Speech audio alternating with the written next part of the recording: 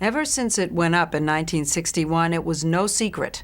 East Germans knew if they tried to escape over the Berlin Wall, they would be shot. Everybody knew it. But until the wall came down, what hardly anybody knew was that East Germans who dared to defy the government could have their children taken away and given to families to raise as loyal communists. Children of the Berlin Wall is the story of that up to now dirty little secret. In 1968, Gabrielle Yonan was a political dissident living in East Berlin when she learned she was about to be arrested. Her son's father was already in prison, accused of being a spy. But Gabrielle managed to escape by clinging to the bottom of a truck that was heading across the border. Why didn't you take your son with you? Because this way was so dangerous that only it's a miracle that I survived. So how could I take my child there? Gabrielle left her son Todi with her parents, hoping the East German government would let him join her in West Germany. Instead, without telling her why, the police took the boy away, changed his name, and put him up for adoption. Gabrielle took us to the spot where she last saw her 3-year-old son on her birthday in 1969. She was in West Berlin and he was in the East.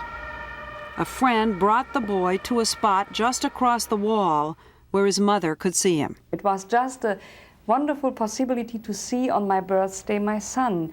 And I did never know this will be the last time for 20 years then. You're still feeling it, I can see this. That was September 18th, 1969. 1969, yes. Gabrielle Yonan was the first victim of East Germany's practice of taking children from parents whose only crime was that they had opposed the politics of the communist government. Jürgen Schmidt is the spokesman for the current German Ministry of Justice. They used this form of forced adoption to scare political dissidents, so that they always could say, if you don't act in the right way, it could be that we take your child away. Gabrielle remarried and had another son, but she continued her search for Todi. The East German government wouldn't even tell her if he was alive. They felt they had a right to take him away and have him brought up as a communist child in a communist country. And so Todi became Arne Gram, the child of Christel and Werner Gram, an infertile couple, loyal party members. On German television, Werner Gram described his first meeting with the boy at an orphanage. He came up to me, and the first thing he said was, "Are you my daddy?" I said, "Yes." He looked so nice and friendly, I liked him right away. We decided right then to take him. What he didn't say was that he and his wife knew from the beginning that the child's mother was looking for him and wanted him back. They also never told Arne Gram he was adopted. I had some memories about situations with my grandfather, my real grandfather, and I asked my adopted parents for this, and they said, you had a dream. Arne learned the truth when he was a teenager and had turned against his communist upbringing. He wanted to escape to the West, and a relative who knew the family secret told him he had a mother in West Berlin. Arne sent Gabrielle a picture of himself. When I saw the picture, then that was this feeling. Now I have him. And this was a great day. And then you spoke to him on the telephone. Yeah, this was the next step. Said, "Hello, Todi, you are beautiful, you look beautiful." Said, "You too, but how can I call you?" "Oh, no problem, you call me Mom," I told him. Well, he did. 6 months later, the East German government gave Arne Gram permission to go to West Germany. After 19 years, mother and son were reunited. Heike Soldman also lost her son 6 years ago and still doesn't know what happened to him. The secret police arrested her in 1985 for plotting to leave the country and sent her to the Hoheneck prison, where political dissidents were often incarcerated. While she was there, authorities told her that her 2-year-old son, Alexander, had been given to another family. Mein Leben zu Ende und ich legte auch keinen Wert mehr auf mein Leben. I didn't want to live. I went on a hunger strike for 12 days because life had no meaning for me anymore without my child. Solman was released from prison last year. Her son Alexander is 8 years old. Do you know where your son is right now? Do you know what family adopted him? Nein. Do you know if he's alive? Nein. Throughout all the years these women were looking for their sons, the dictator Erich Honecker was in power in East Germany. His lawyer, Friedrich Wolf, denies, as he does, that there were ever any forced adoptions. Do you believe, if it could be proved, that a mother had her child taken away from her merely because of the mother's political views, that someone should be punished for that? Surely, if there is such a case, the person should be punished. But you won't find such a case. But Marcus Zimmermann, a politician who turned against his East German upbringing, found evidence of 8 cases in East Berlin right in the basement of the city's education ministry. No one knows how many forced adoptions there were throughout the whole country. So this is where? Way down here in the basement. Ja, in diesem Raum war es. Along with thousands of files containing records of normal adoptions, Zimmermann found a separate packet on the top shelf, carefully wrapped in newspaper, that held the files of the forced adoptions. According to the files, the youth authorities put the children in orphanages, then had the courts take custody away from the parents and give it to the state, calling the parents unfit. It was all legal under East German law. Also, wo ich sie gelesen habe, habe ich erst Tage danach eigentlich. At first, I couldn't believe what I was reading. It was like something that could have happened in the Third Reich. Im Dritten Reich hätten. The current German government says parents have just 2 more years to find their children, otherwise the forced adoptions will be considered final. That's because the government isn't sure that reuniting families is in the best interests of the children. Take the case of Jeanette Grubel. 17 years ago, when she was 3, border guards caught her family trying to escape by car. Her parents were sent to prison, and she was sent to live with a more patriotic family. I know that I was adopted, but I didn't know that it was a forced adoption, because my adoptive parents told me that my real parents may be dead. She finally met her real parents last year. But the reunion has been difficult, both for Jeanette and for her parents. They only have the memory of me as a little child. And they couldn't find this little child in my person now, when I was older. When we asked her how this made her feel, she simply said, lost. All of the reunions we heard about between parents and their children have been painful, especially the reunion of the Schutzer family.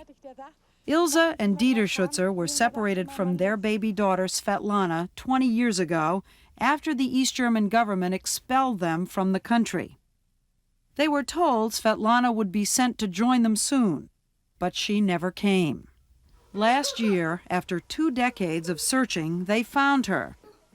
But she refused to speak to them, saying her adoptive parents told her the Schutzes had willingly abandoned her.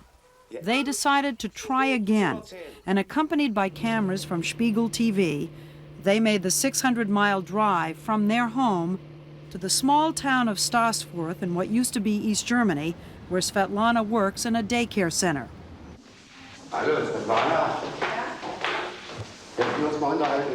When Svetlana appeared, her parents said, "Let's talk."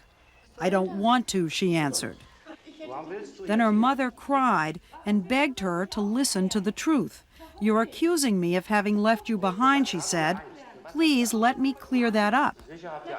But Svetlana once again would have nothing to do with them. The Schutzes were devastated by the exchange. They say they only want their daughter to know that they love her and that she was taken against their will.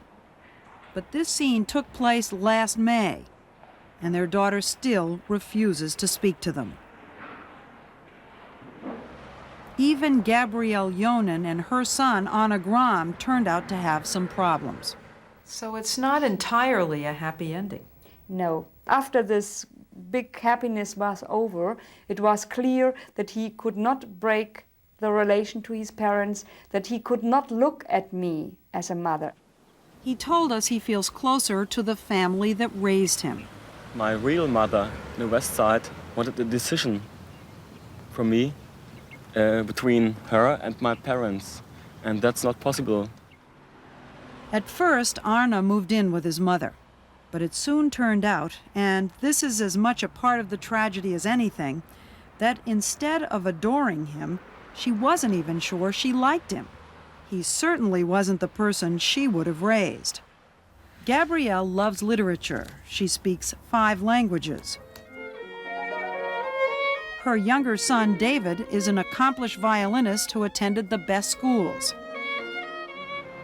Arna was quite something else.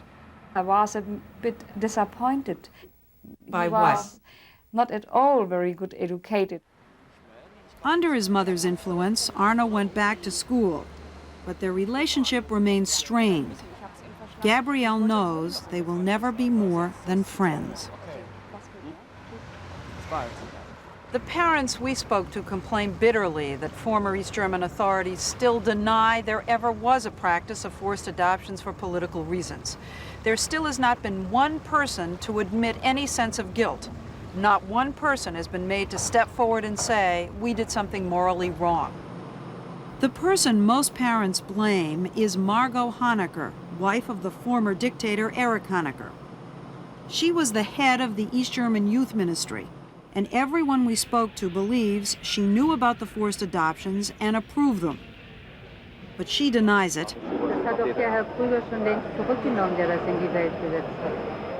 and remains a free woman because the new German government says she can't be arrested without solid proof she was involved. But Gabrielle Yonan is not content to wait for the slow wheels of German justice to turn.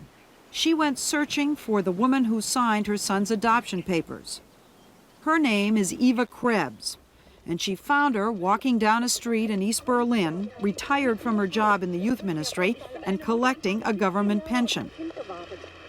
I've been waiting for 20 years, Gabrielle said, and I want to know why you did this to me.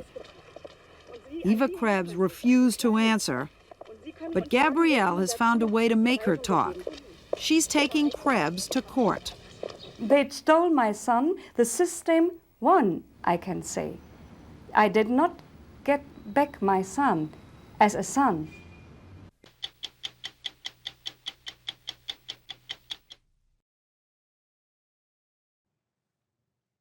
It's impossible for Ukrainian families to shield their children from the constant violence of Russia's war.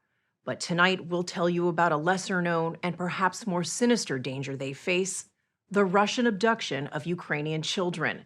In the chaos of war, exact numbers are hard to come by. Officially, the Ukrainian government has documented more than 19,000 children taken by Russia, but told us they worry the actual number could be closer to 300,000 children. The International Criminal Court has charged Russian President Vladimir Putin and his Commissioner for Children's Rights with the war crimes of unlawful deportation and transfer of children. This summer, we followed one Ukrainian grandmother on an undercover mission, deep into enemy territory to find her grandson before he completely disappeared.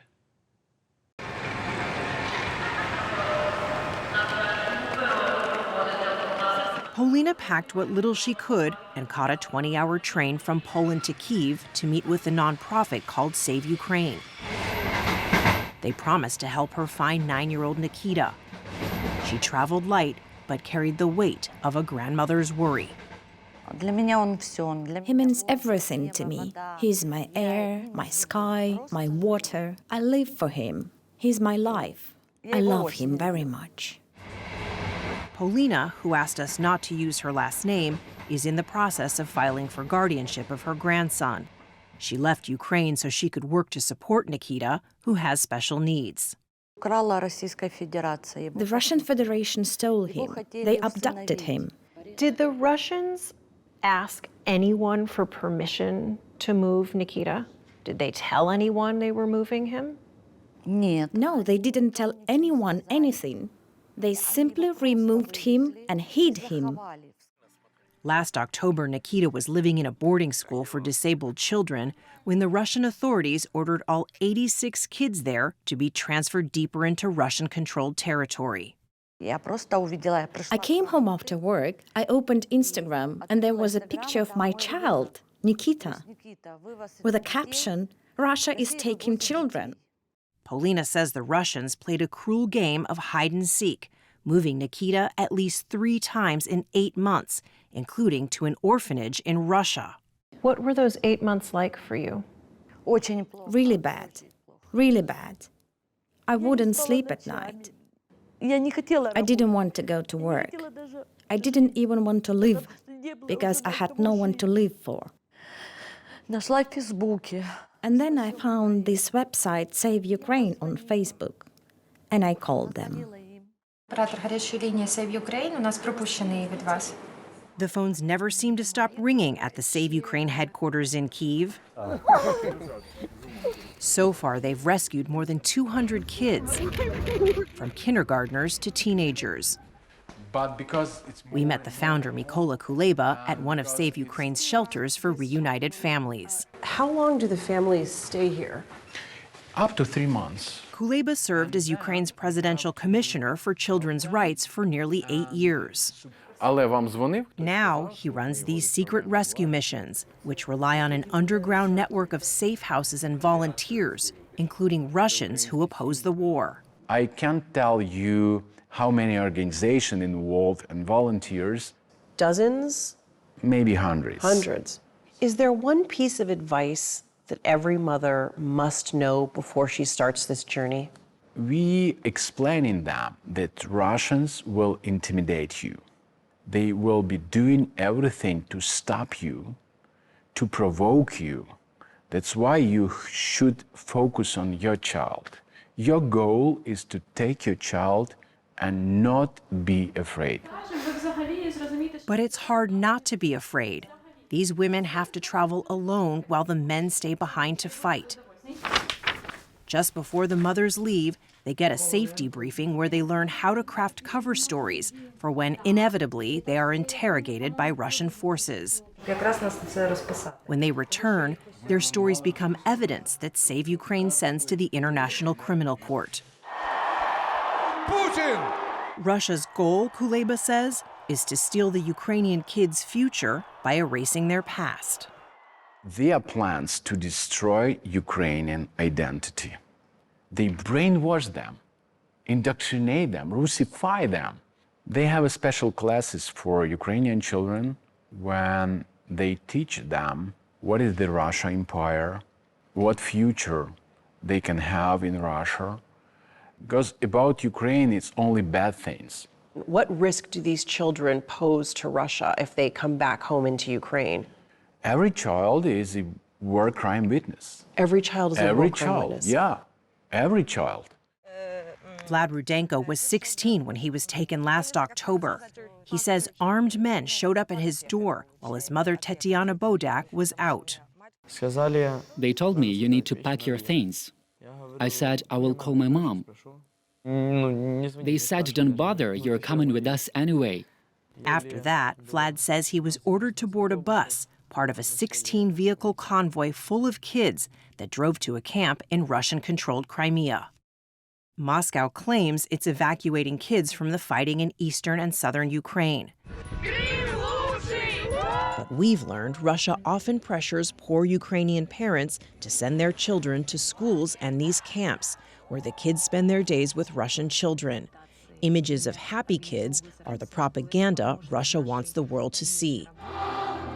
But several Ukrainian kids told us what happens in these camps is less about recreation and more about indoctrination.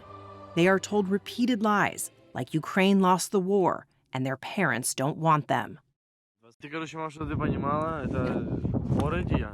Vlad secretly sent his mother this video and said speaking Ukrainian talking about Ukraine or even wearing Ukraine's colors was forbidden.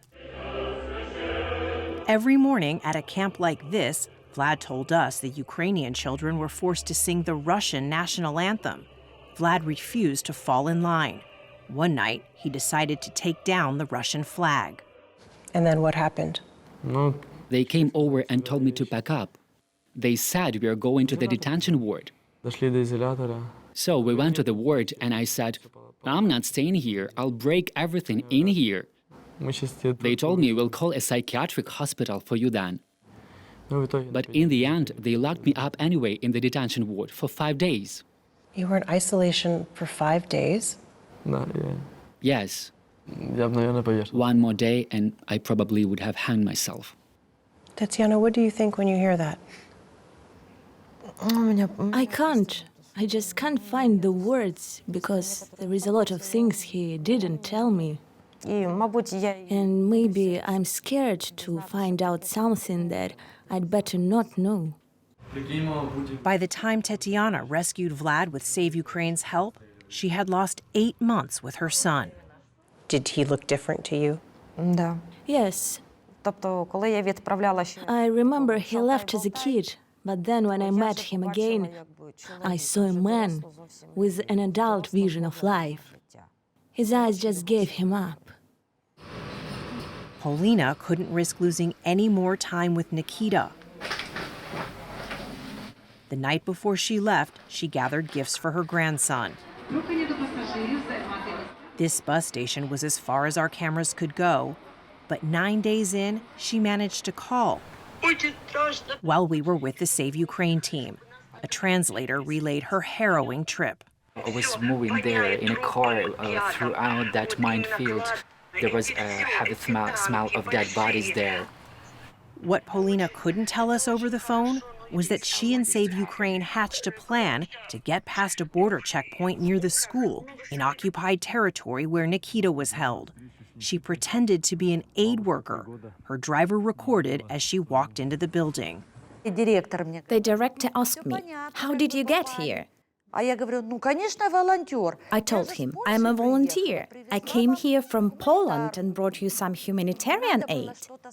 I needed to say something to be able to see Nikita and figure out a way to get him out of there. This was the only way to do it. And then she finally identified herself as Nikita's grandmother and gave the school director a Ukrainian document authorizing her to take Nikita home. He refused.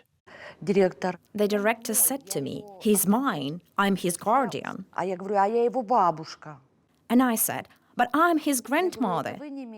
"You have no right because he has a biological grandmother who will take him back. This is my child." Last year, Vladimir Putin changed the law to make it easier for some Ukrainian children to receive Russian citizenship, allowing them to be adopted by Russian families. And Putin's top deputy in charge of children's rights, Maria Lvova-Belova, posted these videos of what she described as Ukrainian orphans with their adoptive parents. Lvova-Belova herself says she adopted a 15-year-old Ukrainian boy from the occupied city of Mariupol. Polina showed us the documents that led her to believe Nikita was also about to be adopted. So this is the Ukrainian birth certificate, born in Ukraine, Ukrainian child. And this is what Russia made? And this, what does this say? It says that he is a citizen of the Russian Federation. It's almost hard for me to get my head around this. Your grandson is a Ukrainian citizen, and you're telling me you believe the Russians were on the verge of giving him to a Russian family, of adopting him out to another family. Yes, yes. She says the school called her Ukrainian documentation fake and demanded a DNA test. They kept Polina waiting for the results. For 70 days, she refused to back down, until finally, Polina was led into a room where she heard this.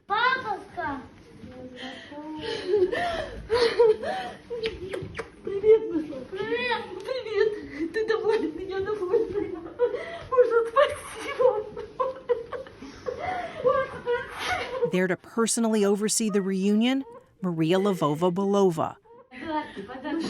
Russian cameras recorded as the accused war criminal handed Nikita gifts.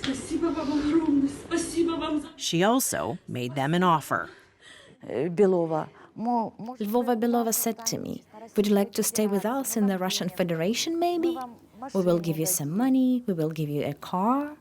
They tried to get you to stay with Nikita. Yes, yes. I said, "I don't need anything. I have everything." Maria Lvova-Belova insists Russia does not put Ukrainian children up for adoption and that it makes every effort to return them. On social media, she called Polina and Nikita's reunion a joy and wished them a, quote, happy life. Finally reunited, Polina and Nikita began the long trip back to safety, driving day and night for a week.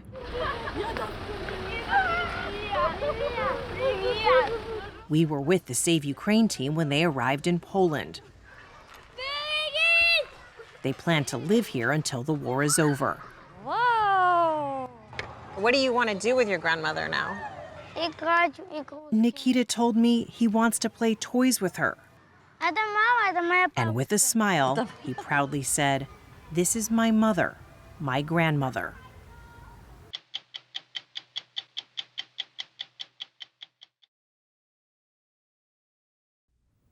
Black market babies could be a postscript to Lesley Stahl's story last week about Iron Curtain babies who were taken from their parents and handed over to families the East German government felt would raise them as loyal communists.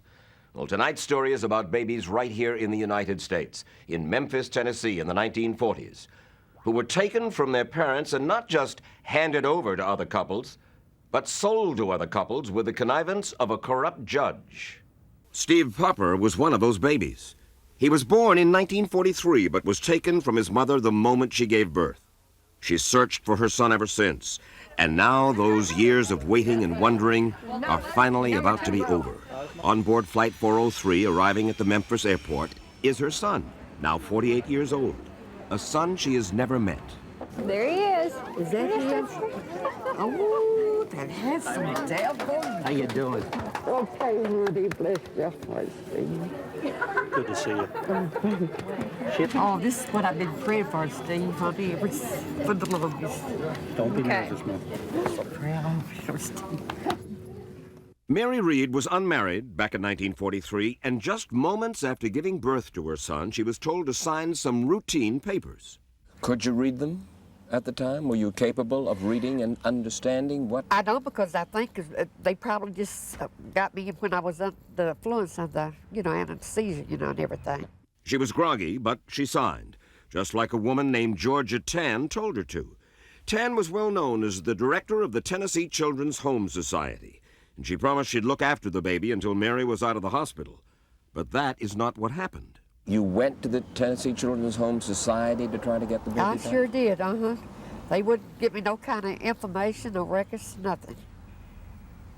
What, they just turned you away? They sure did, It was only then that Mary learned those routine papers were actually adoption papers. She had been duped into giving up her son. And even though she went to court to try to get him back, it was no use. Years later, when a lawyer named Robert Taylor was appointed to investigate, he discovered Georgia Tann had forced a lot of young mothers to sign papers when they were too sedated to know what they were signing. That's absolutely true. And I've had the mothers tell me that. Now, they would come, and if they were unsedated and tried to hold on to the babies after the baby was born, then Georgia Tann would step in and say, well, you don't want your people in your hometown to know about this, do you? But Tann would never tell those mothers what she planned to do with their babies. The parents thought they were going to be held in safekeeping, and before they could do anything, the babies had been sold and sent to New York or California. And that is just what happened to Mary Reed's son. Less than a week old, he was sold to a family in New Jersey. They named him Steve Popper. He grew up knowing he was adopted from the Tennessee Children's Home Society, but never knowing the truth about how he was taken from his birth mother. He says he always believed he had been unwanted, abandoned. I never had any desire to find my birth mother, birth father, because of the fact that felt if they put me up for adoption, they didn't want me, so why should I want to find them? But then this past summer, he read a magazine article about the scandal, and he investigated. And he discovered that his mother never meant to give him up, that she had fought to get him back. It was like a bombshell, but here I was condemning this woman for giving me up all these years and never wanting to find her, and when in fact it was just the opposite. I was taken from her, and she was trying to get me back. She did want me. That discovery led Steve Popper to search and search, and finally he was able to learn his birth name, and then he found his mother. I got her on the phone. She said, "Oh, honey, I've been waiting for this day all my life. Ever since you were born, I've been waiting for this day." And he said, Mom said, when I get a chance, says I'm going to get down there and, you know, see you the first chance I get. Oh, I never tell you, I was just crying and shaking all over. It was so exciting. At a house decorated with yellow ribbons, Steve Popper was welcomed home. He and his family exchanged photo albums and began to catch up on those lost years. And now there is another photo in the album. Thank you. Thank you. For one family, a happy ending and a new beginning. But what about all the other families torn apart by Georgia Tann?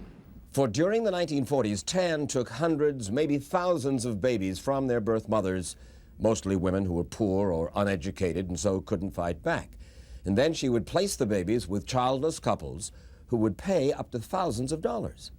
Tann told those parents the money was just to cover expenses. But in truth, most of the money went into Georgia Tann's pocket. Tann printed slick brochures to advertise the children. At holiday time, she'd plant newspaper stories offering Christmas babies available for adoption. She shipped babies from coast to coast on late-night flights and then would distribute the babies to waiting parents in the lobby of a hotel like the Biltmore in Los Angeles. She provided children to Hollywood celebrities like June Allison, and Joan Crawford got her twin girls from Tann, too. Tann's baby business grew, and she needed more and more children. And so she turned to her good friend, a juvenile court judge named Camille Kelly, who was well connected in Memphis city government. She had a stooge down in the welfare department when someone would apply for assistance because they'd lost their job. This person would get their name, get in touch with Camille Kelly. Camille Kelly would send a deputy out and pick them up, take them back, award custody to Georgia Tann, and Georgia Tann would sell them. They were gone before you could do much. Tann seemed to care little about the qualifications of the adoptive parents. Many were abusive. And she also cared little about conditions in her own orphanage, for despite the publicity photos, medical care there was almost non-existent. During an epidemic of diarrhea, more than 40 babies died. But the adoptive parents knew nothing of the conditions at the home, nor for that matter just where their babies were coming from. There was an inmate up at the Western State Hospital for the Insane that had babies just every year.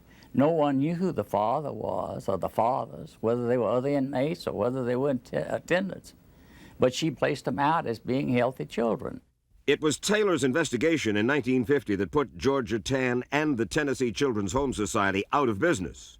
Georgia Tann died just as the results of the investigation were being made known. Judge Camille Kelly died a few years later. Neither had been prosecuted. Denny Glad is co-founder of an organization called Tennessee's The Right to Know. She helps adoptees track down their birth families, and she says nothing was ever done for the parents who were robbed of their children. When they found that things were awful and that it was wrong, and Georgia Tann was proven to have indulged in fraudulent and destructive enterprise, they simply closed the books and hid it away?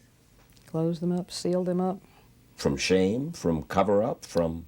As much as anything, to keep from having to admit that it ever happened. These days, Denny Glad can be found combing through old documents in libraries and courthouses around Memphis. With the few records that have now been unsealed, she has helped hundreds of adoptees, like Steve Popper, whom you met earlier. Helped them to find the truth about where they came from. When we caught up with her, she was on her way to Memphis Juvenile Court with a woman named Pat Slothauer, another victim of Georgia Tann. We joined Pat on a journey to find her roots, and at the court she saw for the first time the records that answered some of her questions. It's your mother's handwriting. Oh my gosh. Pat learned that she'd been one of 4 children growing up in a stable home, a loving home. But Judge Camille Kelly had deemed her parents to be unfit and simply took the children away, turning them over to Georgia Tann for adoption. Pat found some letters, wrenching letters, written by her mother, begging and pleading for her children. One particular excerpt was my mother trying to see us children at Christmas time, and you just know she never got to see her children at Christmas. Pat was nearly 4 when she was taken from her parents. Her brothers and sister were split up too. Why didn't they keep a couple of sisters together, in my case, and a couple of brothers together? Those 2 brothers were 8.5 and 5.5. They were very aware that they were missing one another.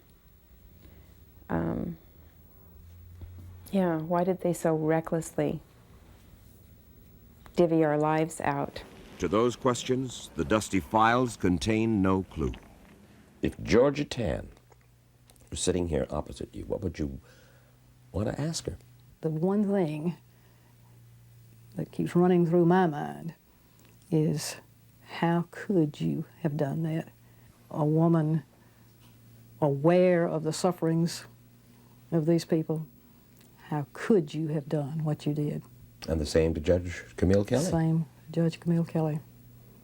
How is it possible that you could have done that to children, to birth parents? It was money that lured them into it, and I think they were probably the lowest people in the world morally to do something of this nature. Fur coats, chauffeur-driven limousines, gambling trips to Cuba, summer cottage on the Mississippi Gulf Coast, social status with Hollywood's movie stars. She owned a terrific amount of property, real estate. Camille Kelly was another one. She made $300 a month. She was the judge of the juvenile court.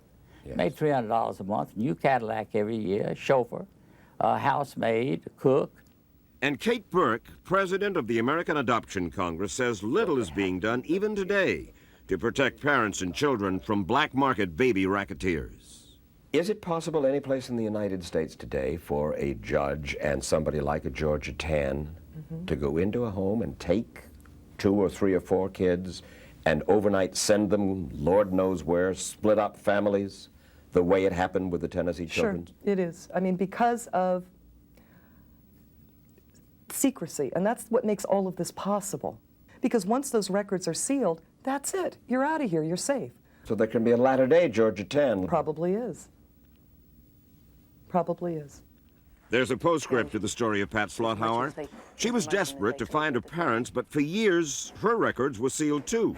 So we contacted private investigator Catherine DeYounger. Working with a few clues that were available, she was able to track Pat's father to Los Angeles. Incredibly, he lived just a few miles away from Pat. I was told by someone who was friendly with him in California in those later years that he had come out there to find his children.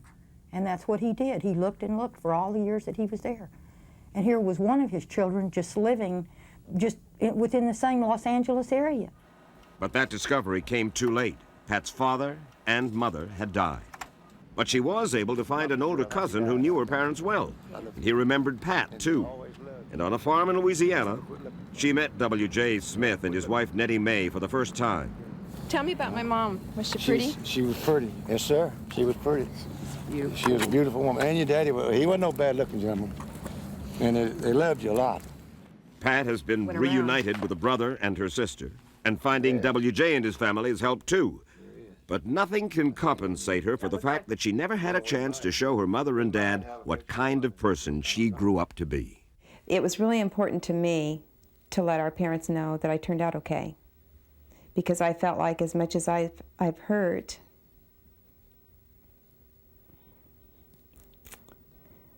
I feel like they've hurt too. So my gift to them would be I'm a very successful businesswoman, I feel.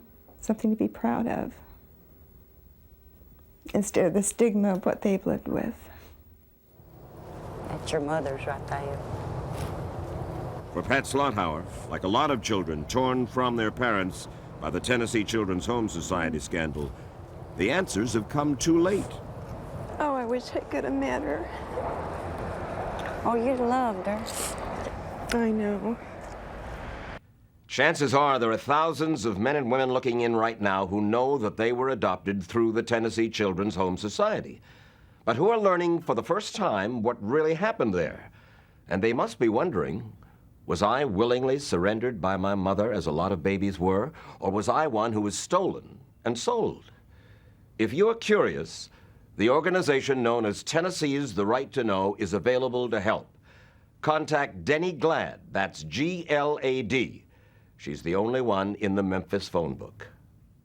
After we broadcast this story last winter, Denny Glad, the Memphis woman who has helped hundreds of victims of Georgia Tann to find their birth families, was flooded with calls from men and women who knew they were adopted through the Tennessee Children's Home Society, but who were learning for the first time what really happened. And many of them wondered, had they been stolen and sold? And were their parents still looking for them? Well, at last count, Denny Glad says that she's been able to match up more than 50 children with the parents from whom they were taken so many years ago. And she says that more happy reunions are on the horizon.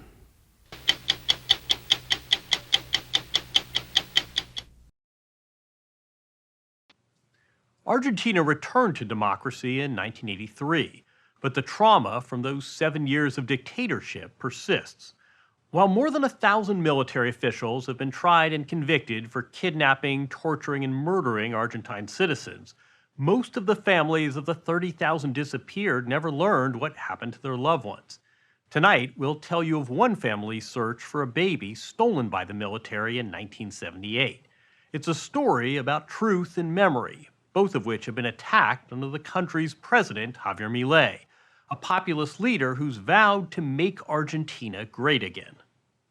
After years of economic stagnation and runaway inflation, in 2023, Argentina elected an economist as its president, Javier Milei, a chainsaw-toting, self-proclaimed sex guru and true libertarian.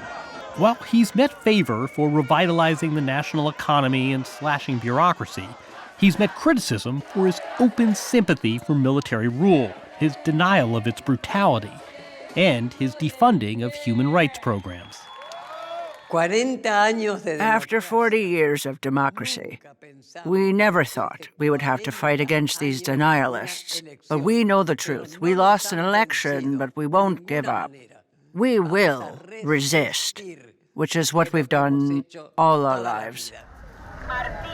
Age 94, Tati Almeida is the president of the Mothers of the Plaza de Mayo. For half a century, she's been searching for her son Alejandro, who left for classes one day, never to return. When they took the most precious thing a mother has, a child, we went out like lionesses looking for our cubs. They called you los locos, the crazy ones. You didn't take that as an insult. Were you crazy? We were crazy with pain, with rage, with helplessness. Because we mothers know what it's like to carry a child for 9 months in the womb and then have it ripped away from you like that. 25 years ago, 60 Minutes correspondent Bob Simon came to the Plaza de Mayo to report on the story of Patricia Rosenblit. In 1978, she was 8 months pregnant when she and her husband Jose were hauled away by armed government thugs. Patricia was taken here to the Esma death camp. Human rights groups estimate that 500 babies were born in camps to mothers kept alive only long enough to give birth before being killed. In a systematic campaign, their stolen babies were then given to childless military couples. Back then, Bob Simon spoke to Patricia's friend and fellow prisoner Miriam Lewin. Yes, the same investigative journalist who discovered the death plane. Why did they keep the babies alive? Maybe they thought of it as an act of humanity. An act of humanity to take children away from the people they labeled enemies of the state and raise them as patriots?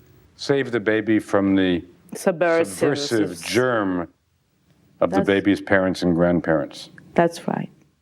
She remembered Patricia in the brief moments after her baby was born, before he was taken away.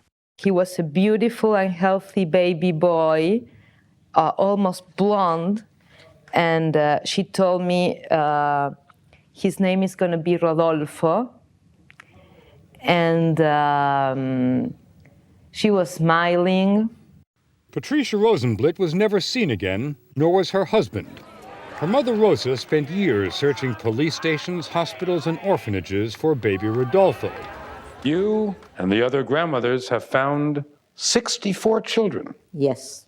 You must be pretty good detectives. How do you do it? Sí, somos como detectives. Yes, we are detectives. We call each other detectives. We call each other Sherlock Holmes. But the search for her own grandchild, Rodolfo, was anything but elementary. Rosa became a founding member of the abuelas, or grandmothers of the Plaza de Mayo. She spent years searching for him.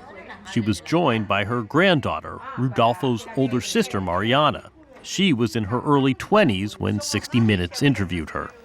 I have a lot of hope that he comes to realize that he's been living a lie and that he would come looking for me. 25 years later, we return to Buenos Aires. Today, Mariana is 47 years old. Rosa is 105. In 2000, just days after our initial report aired, Mariana received an anonymous tip about a man who might be her brother. His name, Guillermo Gomez. He was working at a fast food restaurant in a Buenos Aires suburb. So she went to visit him. You've been envisioning this moment for basically your whole life. What was the emotion? At that moment, I felt disassociated. I had a feeling of peace and relief and that everything would be okay. You're 21 years old, you're working in a fast food restaurant, and all of a sudden, one day, a young woman comes in to see you. What happened that day? First of all, she asks me my full name. Most people don't go around asking people on the street their full name, with their whole identity, right? That seemed strange to me. I denied that I was her brother. I had a document with a different name and birth date. I didn't believe it. I didn't understand it. It was a brief encounter, but before departing, Mariana left him a book with photographs of the disappeared, including her parents. When Guillermo saw the photograph of her father Jose, he was stunned. It's like in a science fiction movie, when you see a picture of yourself in the past. It was a picture of me in the past. I felt that Mariana's father didn't just look similar, but identical. You felt that in your heart? Yes, you could say that. A photograph of a man that looked like him was one thing, but a DNA test could confirm his real parentage. Did you hope it turned out one way or the other? I was very afraid. At that moment, I didn't know who I was. The results? Guillermo and Mariana were siblings. They tried to cut through time. It wasn't even a reunion, just a union. But soon Guillermo learned the awful truth. The couple who had raised him, Francisco Gomez and his wife Dora, had not only seized him after his mother Patricia's murder, but Gomez, who worked in Argentina's Air Force intelligence, had taken part in Patricia's capture. How did it feel when you learned that not only were the people you thought were your parents for the first 20 years of your life weren't your parents, but also they had abducted, they had appropriated you? It's a very, very confusing time, because it's like all the ties that you have at that moment are cut, and you're absolutely alone. From that moment of revelation, Guillermo's life cleaved into two parts, the lie and the painful search for truth as he rebuilt his identity and learned about his real parents whom he would never meet. What is it like for you to see these pictures here? It's necessary so that those who come here know they aren't just a number. They aren't just a grave that doesn't exist, you know? They were people. They were people that had a life that was interrupted. They had dreams. They were ordinary people like the rest. The Esma death camp, achingly, marks where he was born. And it's the site of his mother's death sentence just days later. The worst thing is what happened to me here, in this place. That was the worst. Where we are right now. Of course. The worst is that I was born in captivity like a zoo animal. My mother was also kidnapped. I was separated after 3 days. I was disappeared for 21 years. I'm a contradiction because I'm a disappeared person alive. I'm a person who was missing without knowing I was missing. Guillermo says his childhood was unhappy and that Gomez was violent. He sometimes hoped Gomez wasn't his real father. Guillermo felt differently about Dora, who'd always tried her best, he says, to take care of him. It seems to me something complicating this even more is that you have differentiated between how you feel about the man who raised you and the woman who raised you. Well, they were two completely different people. I grew up being afraid of him, running away from him. And she, for a long time, was practically my whole world. She was the person I called Mom. Dora, the woman who raised you. I see her and I love her, and I need her in my life. The only thing I wished for the person I had called Mom was for nothing to happen to her, for her not to go to jail. But for Mariana and Rosa, Guillermo's relationship with Dora was a constant source of conflict. It felt like a betrayal. They wanted consequences. Every day, every morning, when she woke him up, she knew she had stolen someone else's son. And I don't forgive that. They stole a brother from me, and they stole him for all my life. You don't forgive and forget. No. Gomez appeared in court in 2016, and on the witness stand, Guillermo faced him and made one final plea. I told him I needed to stop being in constant mourning for the death of my parents, and that I needed to know when it happened, who had been responsible for their deaths, and where their remains are. And he chose to say nothing. That's what he chose as his last act of cruelty, to say nothing. Gomez was sentenced to 12 years in prison for Guillermo's abduction. Dora was sentenced to 3. After the trial, the siblings presented a unified front with their grandmother Rosa, but their relationship was all but doomed from the beginning. So little in common apart from DNA. They were, after all, separated for 2 decades, and there were struggles familiar to many siblings: jealousies, resentments, issues with money. Life isn't a movie. I wish it was a Hollywood production, and this had a happy ending. The bottom line is, having been raised separated, not living together, we could never get over that distance between us. You don't have a relationship. We won't be the first or last siblings that don't have a relationship. But she plays a very important role in my life, in my history, and I recognize how long she spent looking for me. Today, a year into President Milei's rule amid his gutting austerity measures, these are convulsive times in Argentina. When we were in Buenos Aires, Mariana, a celebrated artist and writer, was performing her latest experimental play to a packed audience. It was about dictatorship, conjured memories, and her conflicted identity in the shadow of disappeared parents. Do you ever wonder whether it would be easier not to have found him and just keep living with this fantasy, this mystery brother? No, I don't regret it. Because I see the suffering of those who are still looking for a brother or sister. I don't think that in any sense my life would be better if I was still looking for him, because I would not have stopped for a moment. I wouldn't be at peace. We all know the seriousness of what the military have done. Stealing the babies, raising them as their own children, lying to them. What happened broke everything, so what's broken is broken. It's very difficult for us as a society to accept that it's broken forever. But it's always better to know the most painful truth than not knowing the truth at all. As for Guillermo, 25 years after meeting Mariana at the fast food restaurant, he's settled into his new identity. Each week, he visits the offices of the grandmothers of the Plaza de Mayo in downtown Buenos Aires, where only a couple of grandmothers are still active. Today, he is a prominent human rights lawyer and has taken Grandma Rosa's seat at the table. For all the complications and all the pain, Guillermo says he wouldn't have authored the story any differently. No regrets. There's no sense of my life would be better off if I never knew. No, never. Because you know the truth now. I would live every day the same because that led me to where I am. My life today, with all the difficulties I've experienced, is extremely positive and hopeful. Right now, you're the person you should have been. Sí.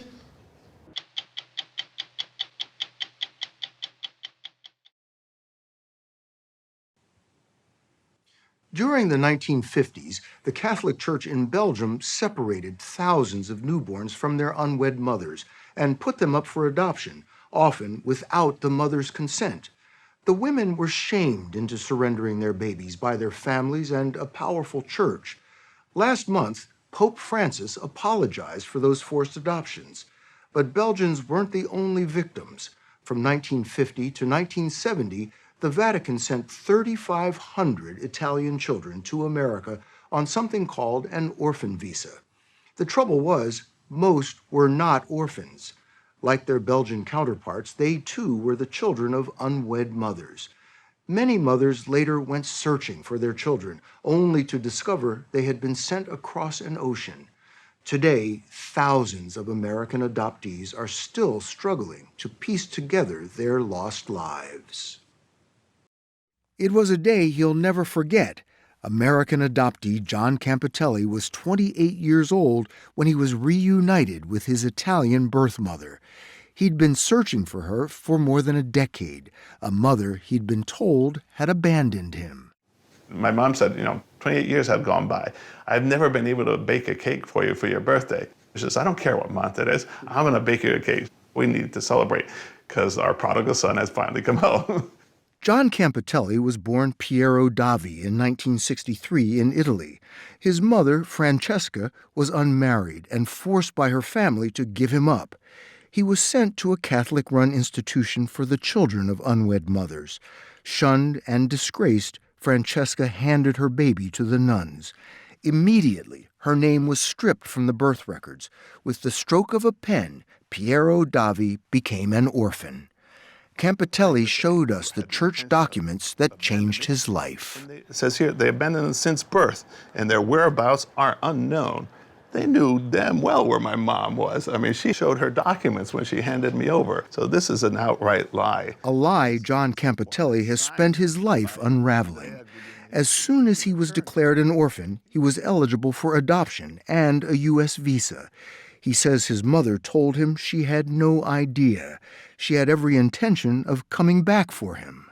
She said, I never signed a paper anywhere saying that I was willing to give you up. She thought placing you in the institution was temporary?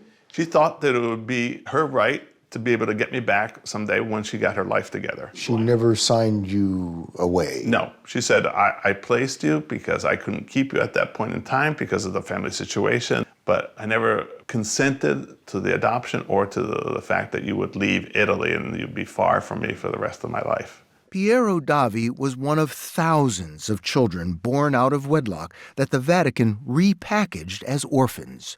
The church arranged the visas, helped by a 1950 U.S. law that broadened the definition of orphan to include a child with one parent but one who couldn't provide care. With that leeway, the orphan program boomed. For Piero's mother and thousands like her, it was devastating to learn the child she'd entrusted to the church had disappeared. It seems that many of these mothers had no idea that their children were being sent to the United States. Could they do anything about it? No, absolutely not. You can't send a baby to the United States and then tell the adoptive parents that the birth mother wants the child. Author Maria Lorino uncovered the Vatican's orphan program in her book, The Price of Children. She pieced the story together from hundreds of documents in the church's own archives in New York. Lorino told us the program hinged on a consent form the mothers were supposed to sign severing all rights to the child. But Lorino told us doctors or lawyers sometimes signed the consent without telling the mother. Others were deliberately misled. There were women who were trapped into this situation and tremendous pressure to relinquish their children. There were women who were tricked, who signed forms they didn't understand. And in the worst cases, there were women who were told their child had died. Told their child had died? Yes. What do you make of that? Yeah, it's so horrible. The thinking, I've been told, was that it was an easier psychological closure to tell a birth mother that her child had died than to let her know that her child had been given up for adoption. So representatives of the church were telling these mothers that their children had died when in fact they had not, and they had been sent to the United States. Yes. Lorino told us many more women were told they could get their children back. She found letters from distraught mothers pleading for their return. Now, these are letters that were found in the archives? That's correct. This is a letter to Reverend Landy, Monsignor Landy. I beg that my children be repatriated. If I cannot again see my children, I will shorten my life. I find myself deceived, and I do not even know how. Monsignor Landy was Andrew Landy, an American priest living in Rome who ran the orphan program. Landy's boss had the ear of the Pope. In 1951, Pope Pius XII personally saw the first children off. Thousands more would follow. How could they be defined as orphans? I know. If they still have a mother, or in many cases Yes. a father, still alive. Yes, and to talk to the adopted children today, they get very angry to say, I'm not an orphan. You know, I spent years searching for my parents, but it was a linguistic construction. The church charged $475 per child, about $4,500 today. But Lorino told us the demand from eager American Catholics grew so fast that Monsignor Landy sent local priests to scour the countryside for more children. The correspondence shows that they traveled throughout Italy looking for cases for children to send. Literally looking for Yes, babies born out of wedlock. Yes. It actually turned into a machine. Yes. Looking for babies to send to the United States. Right. John Campitelli told us he had a loving family in New York, but when he found out he was adopted, he says he became obsessed with finding his birth mother. There were few clues. Even his surname, Davi, was a dead end, invented by the state to cut all ties. Finally, he persuaded an Italian newspaper to publish his story, and then a breakthrough. Someone knew his mother. In 1991, he spoke to her for the first time. She said, are you Piero? I said, well, no, I'm John. Oh, no, I'm really Piero. Okay, I'm your son. So you were nervous. I was really nervous because it's something that I always wanted to do, but when the moment comes, you're like... kind of tongue-tied. Yeah, I was tongue-tied. I finally get to talk to the person that actually gave birth to me, that held me, that had breastfed me for 2 or 3 days in the hospital. So I know that she loved me. What was her voice like to you? It brought me to tears, I must admit. And we said we were never going to let go of each other from then on. 2 months later, he was on a flight to Italy. We had exchanged photographs, but I said, I didn't need a photograph because I saw that lady there in front of me and I said, that's my mom. She looks identical to me. And after 28 years, I could say that, you know, I just ran over to her and I embraced her and I said, Mom, finally, and I kissed her. I said, Mom, no one had to tell me who you were. I knew who you were. I just had to look at you. Campitelli moved to Italy and learned Italian to speak to his birth family, but he told us that didn't undo the suffering the church had caused. I felt that my whole life was based on a lie. They told her that they would take care of me, and that was a lie. They got rid of me. They didn't take care of me. They cut all relationship that I could possibly have with my birth family, and they shipped me overseas. I became a package for them. To this day, the church insists the orphan program was the only chance for a new life for these children. Lorino told us Monsignor Landy, who ran the program, died in 1999 without ever expressing any regrets. I think that he believed in the merit of the program, that they were bringing children to good Catholic homes, and that these children would be raised well in the United States. How does that explanation sit with you now? Terribly. I mean, because this is how women were treated. And this is why I think of them as disposable women. Disposable? Yeah. It's a terrible thing to give up your child. But nobody was thinking about these women then. Bella familia, mamma mia. American adoptee Mary Relato travels often to Italy to see her birth family. She told us she had a happy life growing up in Ohio, but she says she longed for a large family, only to find out she had one. It was 1992 when she first met Anna Maria, her birth mother. The only thing I could do was stare and look at every inch of her for at least an hour. And you're dumbfounded. Not only does she look like me, but she acts like me. I act like her. We're the same weight. It's almost like this is my twin, but older. I know exactly what I'm going to look like when I get older. So now I pay attention to my health. Mother and daughter say they're still learning about each other. Relato told us it was years before she could ask the most painful question of all. Why was she given away? I just needed to know her story, her truth, because no mother gives up their child so willingly without grief. Do you now understand why she gave you up? Because she didn't have a piece of bread, she said, to give us. Poverty. She didn't have clothes for us. She was in a desperate situation, you know? So instead of the church helping her maintain a house and feed her children, instead they took her children. Gracias, Gesù Cristo. Anna Maria is now 83. Molto bello, eh? She agreed to speak with us if we withheld her last name. Even decades later, the stigma of having children out of wedlock remains. She told us about her other child, Christian, who was sent to a church-run institution when she became ill. But when she went to pick him up, she says the nuns told her he had died. Allora, io sono andata in depressione. I went into depression, Anna Maria told us. I searched for him everywhere. How did he die? Where was he buried? Nobody could tell me. Did you believe that your son was dead?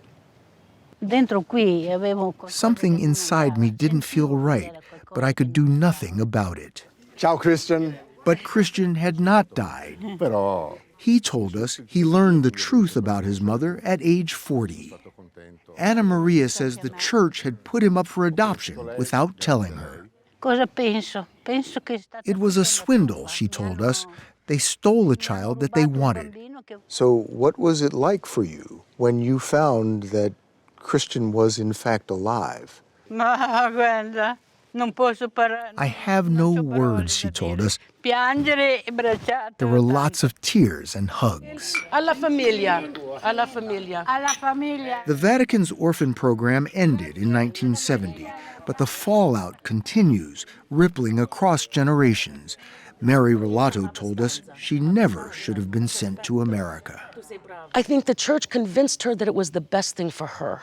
And so instead of helping her, it was better for them to make money selling babies. That's all I can think of, So am I angry at the church? Hell yeah, I am. I would have a different life too. And while it might have been difficult, I still would have survived it without this kind of grief that I have inside of me now.